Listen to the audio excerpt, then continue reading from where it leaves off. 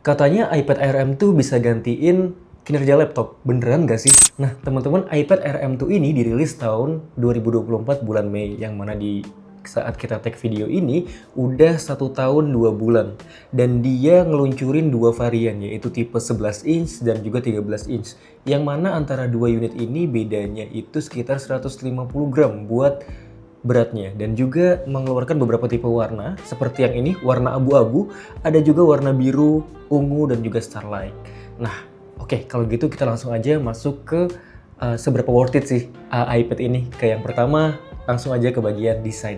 Oke teman-teman, dari segi desain, iPad Air M2 ini gak jauh beda dari iPad Air M1, dimana penempatan kamera belakangnya masih seperti ini, power button sekaligus Touch ID-nya masih di sini, dan juga tombol-tombol bahkan tempat untuk pennya pun masih ada di sini.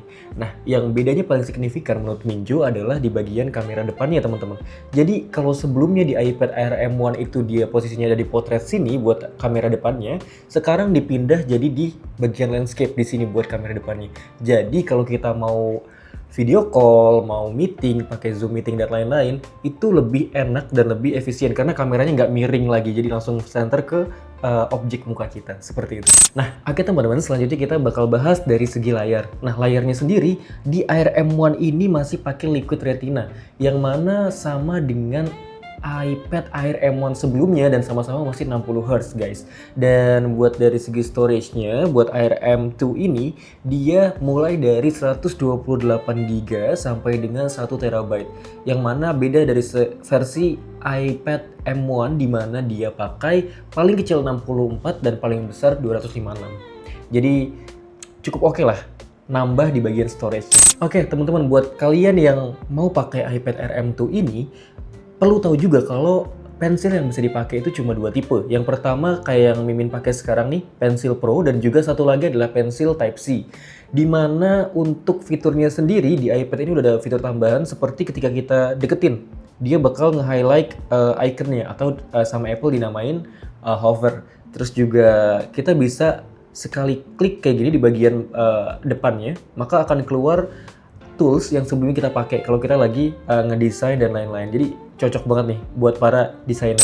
Nah teman-teman, buat performa dari iPad Air M2 ini sendiri, dia udah pakai chipset RM2 pastinya. Itu ngebut banget teman-teman. Kebetulan Minju juga pakai laptopnya RM2 dan juga pakai ini M2 juga. Itu udah luar biasa cukupnya. Ditambah lagi dengan RAM 8GB, terus CPU-nya 8 core dan juga GPU-nya 9 core. Jadi buat kalian yang kebutuhannya buat designing, buat gaming, dan juga buat rendering, itu udah cukup banget teman-teman. Udah lebih dari cukup di tahun ini. Udah ngebut banget. Nah selanjutnya teman-teman, buat gaming, Minjo udah coba buat main game PUBG dengan rata kanan dan hasilnya enak banget teman-teman. Dari segi permainan, performanya itu lancar banget, nggak ada nge-lag dan nggak ada down tuh. Nah hasilnya kayak gini nih, bisa kalian lihat sendiri.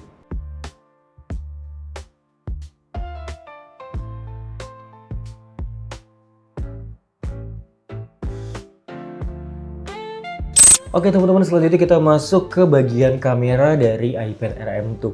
Dimana bagian kamera depan maupun belakang nggak banyak signifikan buat peningkatannya. Jadi yang kami baca dari website Apple, dimana nambahnya itu cuma di bagian HDR-nya, yang tadinya HDR3 menjadi HDR4. Jadi kurang lebih buat kameranya masih sama dengan Air M1. Kurang lebih hasil fotonya seperti ini teman-teman buat kamera belakangnya, dan juga buat kamera depannya seperti ini. Ini buat videonya. Ini buat hasil kamera belakang dari iPad Air M2. Menurut kalian hasilnya gimana nih? Udah oke belum kameranya? Oke teman-teman, di sini kita coba buat tes kamera depan nih buat video dari iPad Air M2 ini. Nah, di sini buat detailing dia masih oke banget sih. Buat detail masih oke banget. Buat kamera depannya yang 12 megapiksel ini. Ini di cahaya ruangan ya teman-teman ya. Ini udah cukup jelas, jadi buat kalau Zoom meeting dan lain-lain ini cukup banget sih, cukup jelas banget.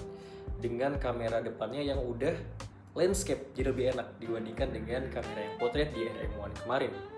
Seperti itu. Gimana menurut kalian? Oke teman-teman, selanjutnya kita bakal masuk ke bagian daya tahan baterai dari iPad Air M2 ini. Nah, jadi untuk yang 11 inch yang Minjo pakai ini, dia punya baterai 7606 mAh. Yang mana Apple klaim kalau ini bisa bertahan sampai dengan 10 jam kalau nggak ada tugas khusus seperti buat desain, buat rendering, buat gaming itu 10 jam. Tapi kalau ada yang makan CPU banyak seperti yang Mimin sebutkan selanjutnya, itu bisa lebih sedikit, mungkin hanya 7-8 jam aja teman-teman. Nah selanjutnya buat pengecasannya sendiri, dengan baterai sebesar itu, ini bisa dicas kalau kita pakai adapter 20 watt sekitar 2,5 sampai dengan 3 jam. Kalau kita pakai adapter yang 30 watt itu bisa sekitar 2 sampai 2,5 jam. Nah teman-teman Mimin saranin kalau kalian ngecas mau iPad mau iPhone itu sama aja, maksimal di 80% aja ya, itu buat ngejaga baterai health kalian. Nah oke teman-teman, jadi menurut kalian gimana? Pantas nggak sih buat ARM2 ini gantiin posisi laptop kalian? Kalau menurut Minjo sih dia udah cukup oke dengan CPU, GPU, dan juga chipset yang dia punya.